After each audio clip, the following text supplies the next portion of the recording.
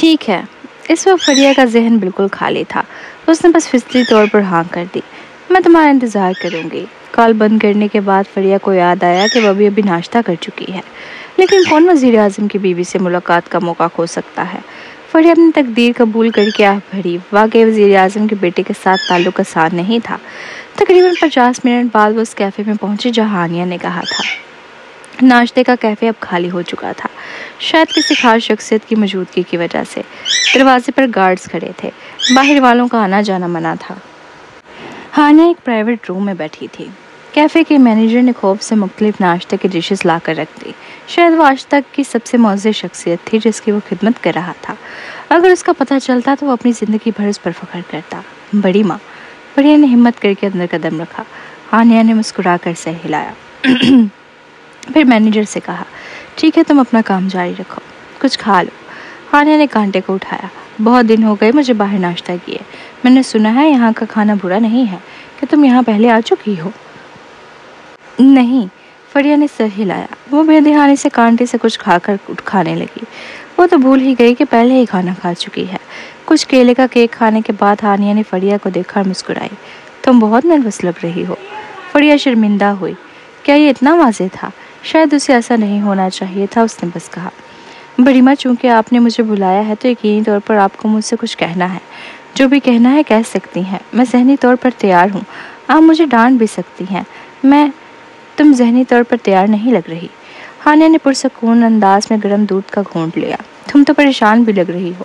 کیا یہ اس لیے ہے کہ تمہیں سمجھ آ گئی ہے کہ ریان کے ساتھ تعلق آسان نہیں؟ فریہ کے کندھے جھک گئے۔ اس نے سوال کا جواب نہیں دیا۔ بڑی ماں، معذرت چاہتی ہوں۔ آپ اور بڑے ابو نے ہمیشہ میرے ساتھ اچھا سلوک کیا ہے۔ مجھے آپ دونوں کو دھوکہ نہیں دینا چاہیے تھا، مگر میں ڈرتی تھی کہ آپ لوگ میرے رشتے کے خلاف ہوں گے۔ اگر تم ہمیں مخالف کے لیے ڈرتی ہو تو پھر ریان کے ساتھ کیسے ہوئی؟ ہانیہ نے پرسکون انداز میں پوچھا۔ احساسات قابو سے باہر ہوتے ہیں۔ کچھ دن سوچنے کے بعد فریہ نے اپنی بات کو مختصر کرتے ہوئے کہا، ریان بہت اچھا ہے۔ وہ اتنا اچھا ہے کہ میں محنت کرنے کو تیار ہوں اور کوشش کرنا چاہتی ہوں۔ میرا بیٹا واقعی اچھا ہے۔ ہانیہ مسکرائی۔ وہ نہ جوا کھیلتا ہے نہ سگریٹ پیتا ہے۔ وہ گھمنڈی بھی نہیں ہے۔ وہ عاجز، نرم دل اور عورتوں کے ساتھ نہایت نرمی سے پیش آتا ہے۔ وہ کبھی برے دوستوں کے ساتھ گھل مل نہیں ہوتا۔ جب اس کے والد وزیر اعظم کے عہدے کے لیے منتخب ہو رہے تھے تب لوگ صرف شاہ خاندان کے بڑے بیٹے زارون اور دوسرے بیٹے جاسم کو جانتے تھے۔ وہ ریان کا نام نہیں جانتے تھے، کیونکہ میں نے ریان کو بتایا تھا کہ لوگ تمہیں جان لیں تو بھی کچھ نہیں، جو آخر تک قائم رہے گا وہی فاتح ہوگا۔ بڑی ماں، آپ ہمیشہ عقل مند رہی ہیں، فریہ نے حیرت اور تعظیم سے کہا۔ در حقیقت میں بھی سمجھتی ہوں، اگرچہ آپ اور انکل احسان نے ریان کی مدد کی ہے۔ ریان بہت سمجھدار ہے اور اس کے سامنے بھی بہت لمبا راستہ ہے۔ وہ مستقبل میں بہت اعلیٰ مقام حاصل کر سکتا ہے، مگر اس نے مجھے پہلے بتایا تھا یہ چیزیں اس کی خواہش نہیں ہیں۔ میرے خیال میں جس ریان کو میں جانتی ہوں وہ طاقت کا متلاشی نہیں ہے، شاید اس لیے کہ وہ بھی نوجوان ہے۔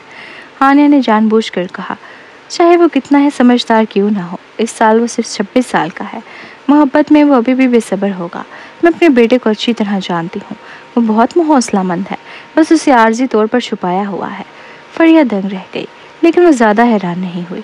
پھر بڑی ماں، آپ نے کبھی سوچا ہے کہ شاید اس کی مضبوط صلاحیتوں کی بدولت وہ مستقبل میں محبت اور طاقت دونوں کو حاصل کر سکتا ہے؟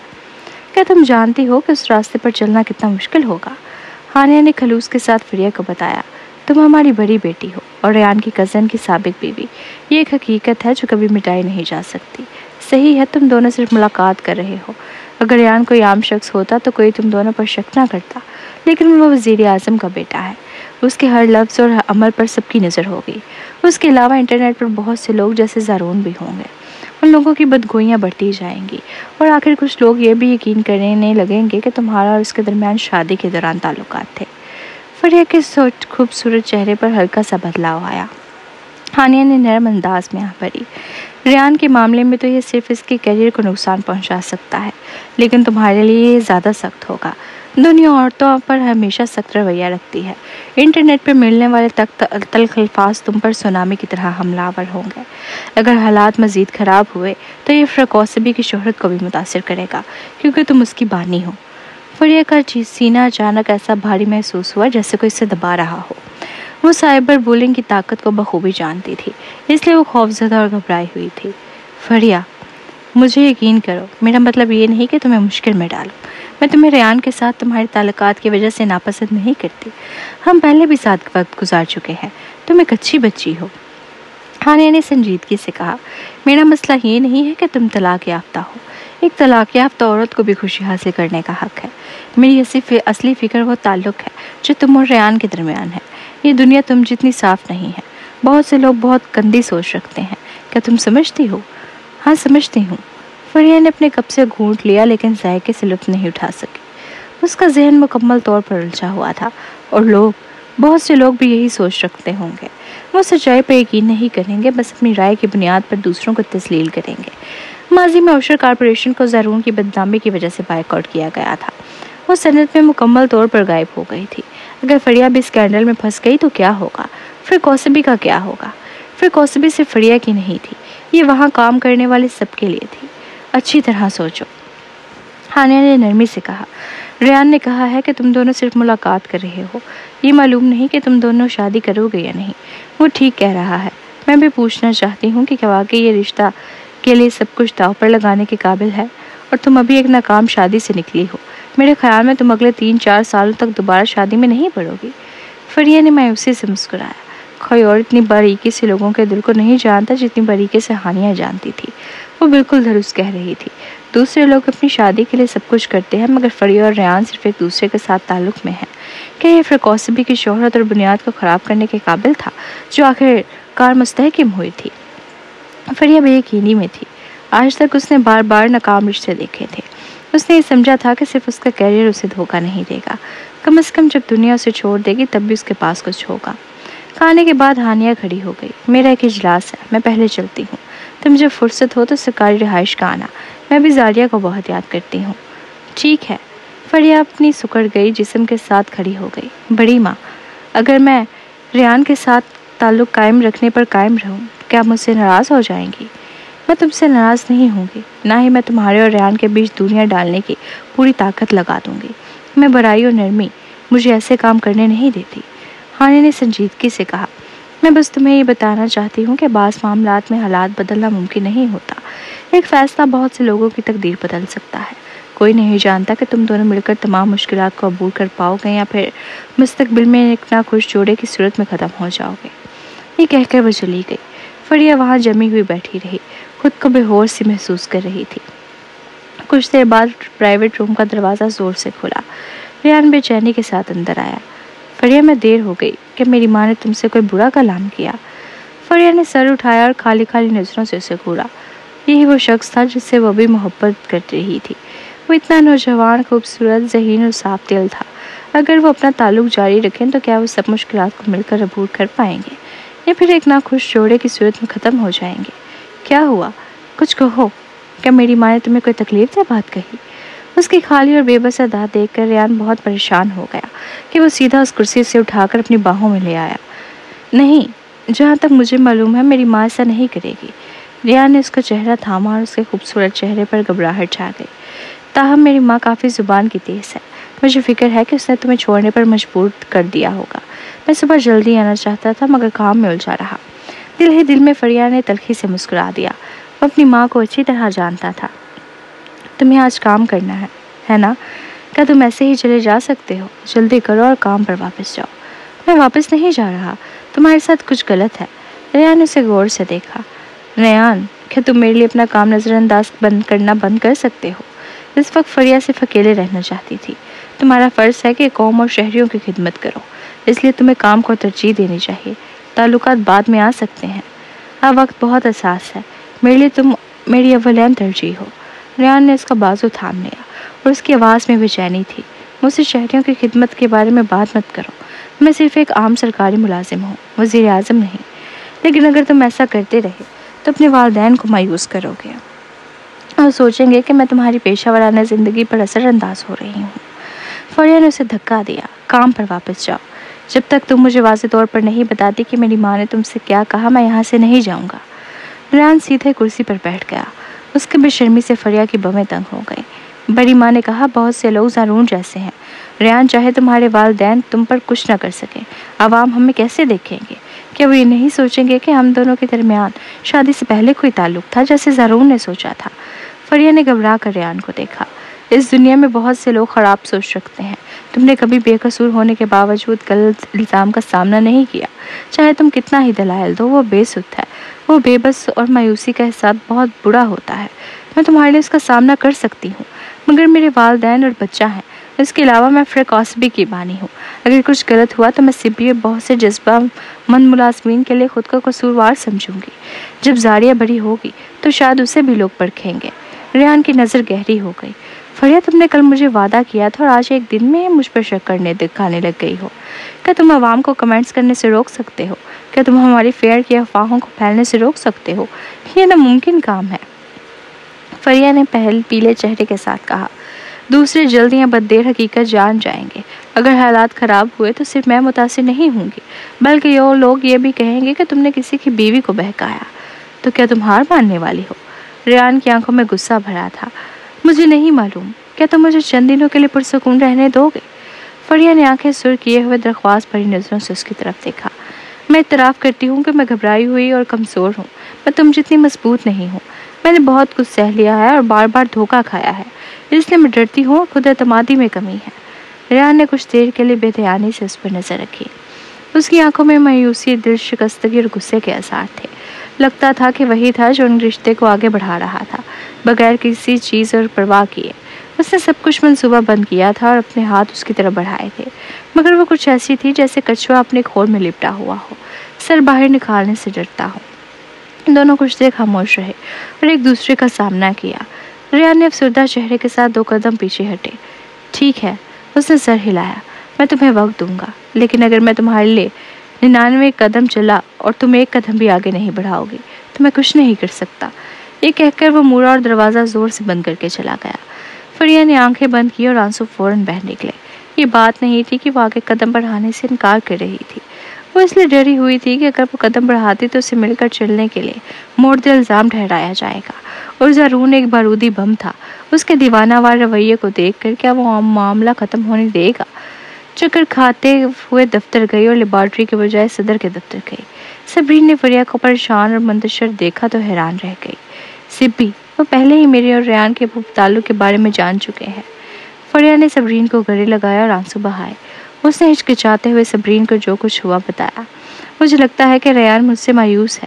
در حقیقت میں جانتی ہوں کہ میں بہت خود غرض ہوں، اگرچہ میں خوش ہوں کہ میں اس کے ساتھ تعلق میں ہوں، مگر مستقبل کے بارے میں سوچنے کی ہمت نہیں ہے۔ میں صرف حال کا لطف اٹھانا چاہتی ہوں، لیکن مستقبل کے بارے میں سوچنے سے ڈرتی ہوں۔ یہ بالکل معمول کی بات ہے۔ تم نے طلاق کے فوراً بعد رشتہ بنایا ہے، ظاہر ہے کہ تمہیں مستقبل کے بارے میں سوچ کر ڈر لگتا ہے، خاص طور پر اپنی شادی کے حوالے سے۔ یہ ایک ایسا معاملہ ہے جس پر سوچنا لازمی ہے۔ صبرین نے اسے تسلی دی اور کہا، دراصل تمہاری فکر درست ہے۔ کل زارون کے رد عمل کو دیکھ کر وہ یقینی طور پر معاملہ چھوڑنے والا نہیں ہے۔ وہ شاید کچھ انتہا پسندانہ کرے گا۔ ہاں، مجھے لگتا ہے کہ وہ سارا کی وجہ سے بدل گیا ہے۔ فریہ اچانک آنکھ اٹھی۔ سبی، اگر تم میری جگہ ہوتی تو کیا کرتی؟ یہ سوال پوچھنے کے بعد وہ بولی، چھوڑو، تم سے پوچھنے کا کیا فائدہ؟ تمہاری ماں دنیا کی سب سے امیر خاتون ہے اور تمہارے ستیلے والد بہت خوشحال اور طاقتور ہے۔ اگر تم کسی مرد کے ساتھ تعلق رکھتی تو اس کے والدین تمہیں راضی کرنے کی کوشش کرتے۔ صبرین ہنس پڑی۔ اگر میں تمہاری جگہ ہوتی تو میں سب سے پہلے اپنے تعلقات کو عوام کے سامنے لاتی۔ فریہ ہچکچائی۔ کیا اس کے کانوں میں کچھ غلط تھا یا وہ وہم میں مبتلا ہو گئی تھی؟ صبرین نے تجزیہ کیا۔ اب مسئلہ یہ ہے کہ زارون کے دل میں کیا چل رہا ہے، کیا وہ تمہیں جانے دے گا؟ کیا تم نے کبھی اس بارے میں سوچا؟ سب لوگ اس پر تنقید کر رہے ہیں اور اسے بائیکاٹ بھی کر رہے ہیں کیونکہ اس نے پہلے تم سے دھوکہ کیا۔ اگر وہ موقع پا گیا کہ تم پر الزام لگائے کہ تم نے اسے دھوکہ دیا تو وہ اپنی بے گناہی ثابت کر سکے گا۔ وہ اتنا برا ہو ہی نہیں سکتا ہے نا؟ فریہ حیران تھی۔ اگر زارون ایسا کرے تو وہ ظالم اور شفاق سمجھا جائے گا۔ کوئی جانتا ہے، انسان کی فطرت سب سے غیر متوقع ہوتی ہے۔ کیا تم نے کل سے پہلے سوچا تھا کہ زارون تمہیں پکڑ کر ریان کے ساتھ دے کر تمہیں گالی دے گا؟ وہ اس حقیقت کو بھول چکا ہے کہ تم نے اسے دھوکہ کھایا۔ صبرین فریہ کے نقطۂ نظر کو سمجھ سکتی تھی۔ زارون ایک گھناؤنا شخص تھا، مگر یہ سب اس کے میرا کے لیے اندھی محبت کی وجہ سے تھا، اس لیے وہ قابل رحم اور گھناؤنا دونوں ہی تھا۔ لیکن اس نے سب کچھ کھو دیا تھا۔ وہ مغرور نوجوان شاہ خاندان کے وارث ایک گڑھے میں گر چکا تھا۔ اس نے اپنی کمپنی کھو دی، اس کے والدین اس سے نالاں تھے اور اس کے کوئی دوست نہیں بچے تھے۔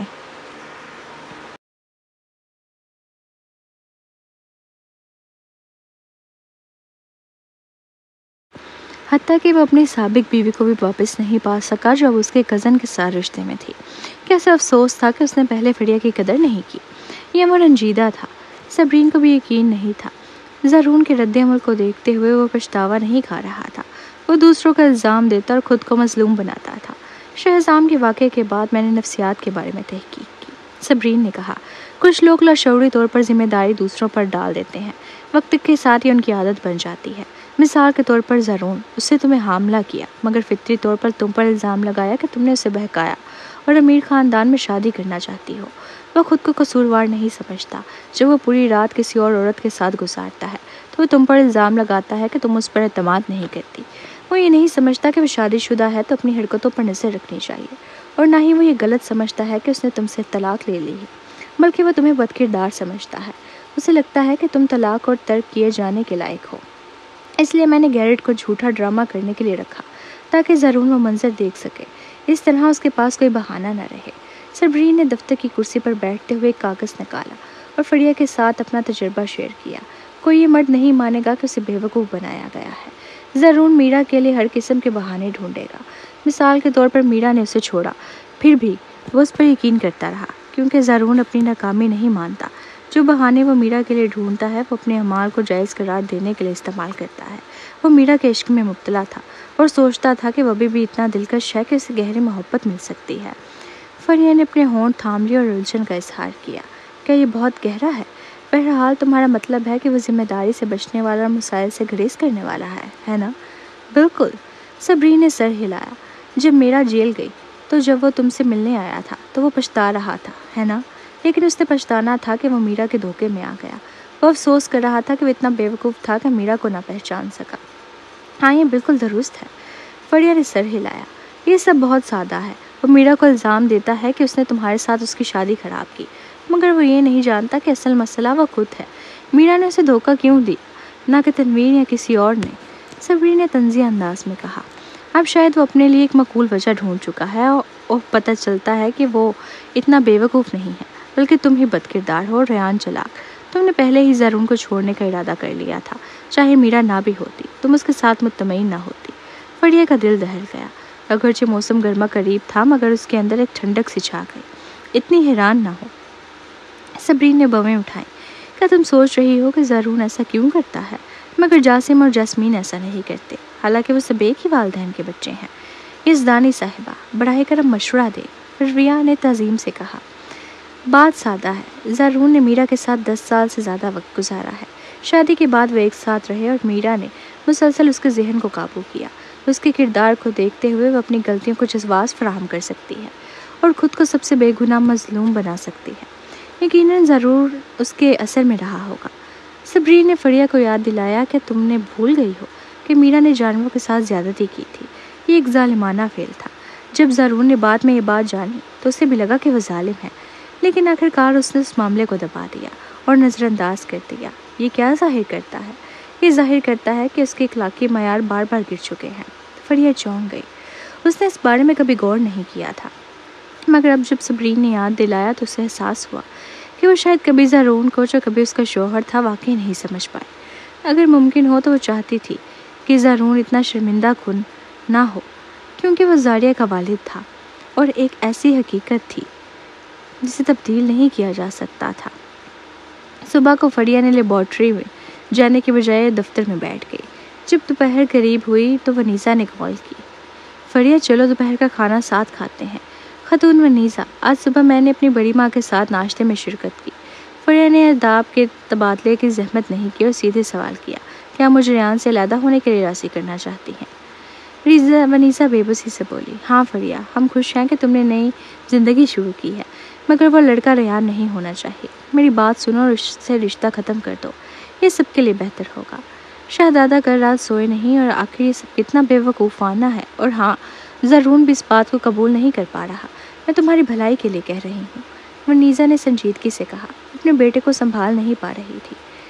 خاتون ونیسا، میرا رشتہ میرا معاملہ ہے، زرون اور میں نے طلاق لے لی ہے، اب ہمارا کوئی تعلق نہیں۔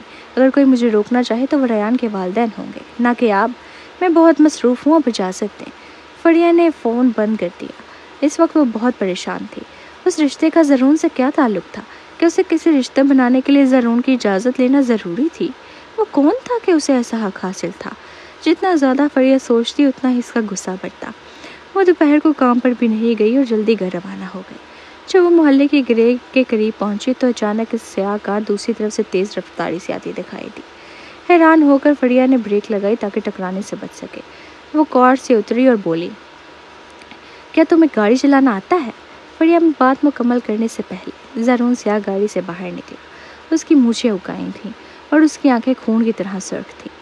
اس کے چہرے پر شدید غصہ دیکھ کر فریہ کانپ اٹھی۔ وہ لاشعوری طور پر مڑ کر بھاگنے لگی، مگر زرون نے قدم بڑھا کر اس کے پیچھے سے اس کی کالر پکڑ لیا اور زور سے کھینچ لیا۔ آہ! فریہ بے خبری میں زمین پر گر گئی، جہاں اس کے دم کے نیچے والا حصہ اور بازو زخمی ہو گئے۔ اٹھو!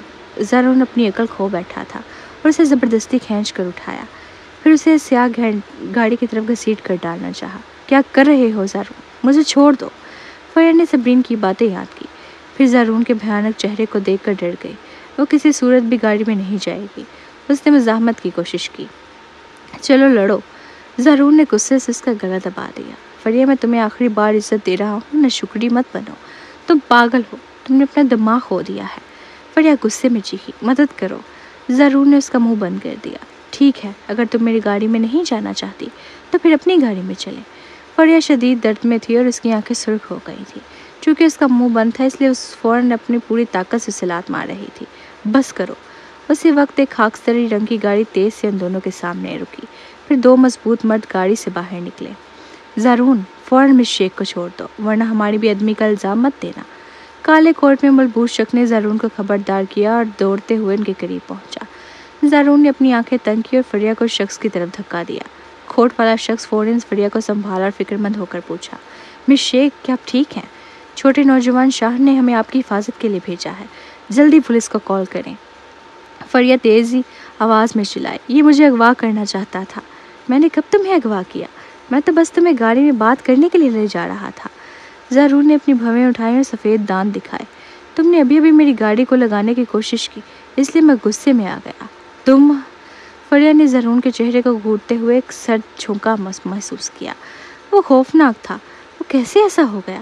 زرون، حد سے زیادہ مت بڑھو، ہم بہت ہی پہلے جدا ہو چکے ہیں۔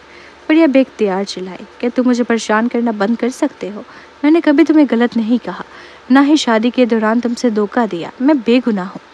کوئی عورت یہ نہیں مانتی کہ اس نے دھوکہ دیا ہو اور وہ بری عورت ہو۔ زرون نے سرد نظروں سے اسے دیکھا۔ فریہ، میں تم سے نفرت کرتا ہوں۔ کیا تم جانتی ہو کہ میں نے کبھی طلاق لینے کا سوچا بھی نہیں تھا، لیکن تم نے طلاق کا مطالبہ کیا۔ اگر تم نے نہ لی ہوتی تو میں نے وہ منحوس میرا سے شادی نہ کی ہوتی۔ تم ریان کے ساتھ مل کر دھوکہ دے رہی ہو، پھر بھی تم نے میری بدنامی کے لیے مجھے گناہ گار ٹھہرایا۔ تو وہ ہو جس کی وجہ سے میں اس حالت میں ہوں۔ تم پاگل ہو۔ فریہ اتنے غصے میں تھی کہ لگ بھگ اپنے حواس کھو بیٹھی۔ تم ہی تھے جس نے طلاق پر رضامندی دی اور میرا سے جلدی شادی کرنا چاہا۔ اس کا مجھ سے کیا تعلق؟ ہاں، کہ تم نے جان بوجھ کر ایلیزا کی جگہ قصوروار بن کر مجھے تم سے نفرت کرنے اور طلاق لینے پر مجبور نہیں کیا؟ پہلے مجھے لگا تھا کہ تم نے اپنے دوست کی حفاظت کے لیے ایسا کیا، لیکن اب مجھے حقیقت نظر آ گئی ہے۔ تم نے اسے ریان کے ساتھ تعلق بنانے کی چال کے طور پر استعمال کیا۔ زرون بولتے ہوئے اور بھی زیادہ غصے میں آ گیا۔ اس کی آنکھیں تیز روشنی سے چمک رہی تھی۔ ورنہ طلاق کے بعد تم لوج میں کیوں ٹھہری؟ تم چاہتی ہو کہ زاریہ ریان کو اپنا والد تسلیم کرے، ہے نا؟ فریہ، میں تمہیں کہہ رہا ہوں کہ خواب دیکھنا چھوڑ دو۔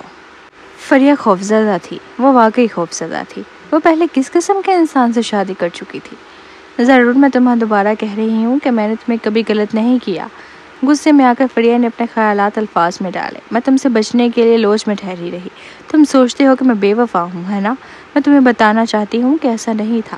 اس وقت مجھے تم سے تھوڑی سی پسند تھی، اگرچہ ہماری شادی شدہ تھے۔ میں تم سے محبت میں نہیں تھی۔ میں نے تم سے وعدہ کیا تھا کہ ہم اپنی زندگی ٹھیک کریں گے تاکہ زاریہ کا مکمل خاندان ملے، سمجھے؟ میں نے کبھی تم سے محبت نہیں کی، اس لیے طلاق کے بعد میں نے کسی اور سے دل لگا لیا۔ جو جذبہ مجھے تم سے تھا وہ محبت نہیں تھا۔ زرون حیران اور اتنا غصے میں تھا کہ اسے سانس لینے میں دقت ہو رہی تھی، جیسے اس کے پھیپھڑے بیٹھ گئے ہوں۔ تم کیا کہہ رہی ہو؟ اس نے اپنی آنکھیں کھول کر غصے میں آگے بڑھا۔ نوجوان سردار شاہ، سکون سے۔ باڈی گارڈز نے اسے روکا۔ زرون کپکپاتے ہوئے فریہ کو ڈانٹتے ہوئے بولا، मैंने तुमसे कितनी मोहब्बत भी की, फिर भी तुम कहती हो कि तुमने कभी मोहब्बत नहीं की। मैं हर सुबह तुम्हें हैरान करने के लिए कुछ ना कुछ करता था। तुम झूठी हो। तुमने कहा कि तुम मुझसे मोहब्बत करती हो। मैंने कहा था? मुझे याद नहीं। उसका रवैया फरिया को बेकाबू कर गया। अगर कहा भी था तो तुम्हारी इज्जत के लिए कहा था। आखिरकार मैंने ज़िंदगी संवारने का वादा किया था, लेकिन अब मुझे शदीद पछतावा है। मुझे तुमसे मोहब्बत नहीं करनी चाहिए थी, क्योंकि तुम उसके मुस्तहिक नहीं हो। और हाँ, हैरत अंगेज़ बातों का जिक्र मत करो, वो तो मायूस कुन थी। मैंने तुम्हारी औलाद को जन्म दिया, फिर भी शायद तुमने मेरा मुकाबला मीरा से ज़्यादा मेहरबानी से किया। फरिया ने इस पर हमला शुरू कर दिया। तुमने कभी मेरी इज्जत नहीं की और अब तुम मुझसे मोहब्बत करने पर मजबूर कर रहे हो। तुम कैसे इतने बेशर्म हो सकते हो? मुझे छोड़ दो। मैं इसे सबक सिखाना चाहता हूँ। मैं इसे बहुत चाहता था, फिर भी इसने मेरे दिल को रोन डाला और मुझे तकलीफ दी। फरिया, मैं तुम्हें माफ़ नहीं करूँगा। ज़रून की उसकी बात नहीं सुन सका। वो बॉडीगार्ड्स पर झपट पड़ा। मिस शेख, आपको भी जाना चाहिए। बॉडीगार्ड्स ने ज़रून के कंधों पर पकड़ लिया। ज़रून एक आतिश फिशा की तरह फटने के करीब था। एहतियात करो तुम लोग। फरिया ने ज़रून को घूरते हुए पीठ मोड़ ली और चली गई। जब वो शेख खानदान के विला पहुंची तो अब भी गुस्से से कांप रही थी। इतनी जल्दी घर क्यों आ गई हो? मिसेस शेख घर से बाहर आई। जब फरिया गाड़ी से उतरी तो अपनी माँ को देखा तो उसकी आंखों से आंसू बहने लगे। माँ, उसने अपनी माँ को जोर से गले लगाया और रोने लगी। फरिया, क्या हुआ? किसने तुम्हें सताया? मिसेस शेख फिक्रमंद होकर पूछी। क्या शाह खानदान ने तुम्हें तकलीफ दी? वो ज़रून था। फरिया ने गुस्से से आंसू पोंछते हुए कहा। उसने तकरीबन मुझे गाड़ी से टक्कर मार दी। उसने मुझे धक्का भी दिया। उसी दौरान उसका कोहनी अचानक जख्मी होने का एहसास हुआ। उसने अपनी आस्तीन ऊपर की तो देखा कि उसकी जिल्द पर एक बड़ा जख्म और खून था। हाय! मिसेस शेख की चीख निकल गई अपनी बेटी को तकलीफ में देखकर। ज़रून कितना बदमाश है। मैं तुम्हारे भाई को पुलिस को कॉल करने को कहूँगी। जब फहद को अपनी माँ का फ़ोन आया तो वह फ़ौरन गुस्से में आ गया, लेकिन जैसे ही उसने फ़ोन संभाला खुद में काबू कर लिया। पुलिस को कॉल करने का कोई फ़ायदा न था। जब ज़रून ने आखिरी बार मीरा पर हाथ उठाया था, उसे कई बार पुलिस स्टेशन ले जाया गया, लेकिन जल्द ही छोड़ दिया गया। इस बार उसने फरिया को न मारा और न अगवा किया था, लेकिन क्योंकि फरिया घर पर ही थी। पुलिस सिर्फ ज़रून को समझा सकती थी। मसला हल करने के लिए वजह तक पहुंचना ज़रूरी था।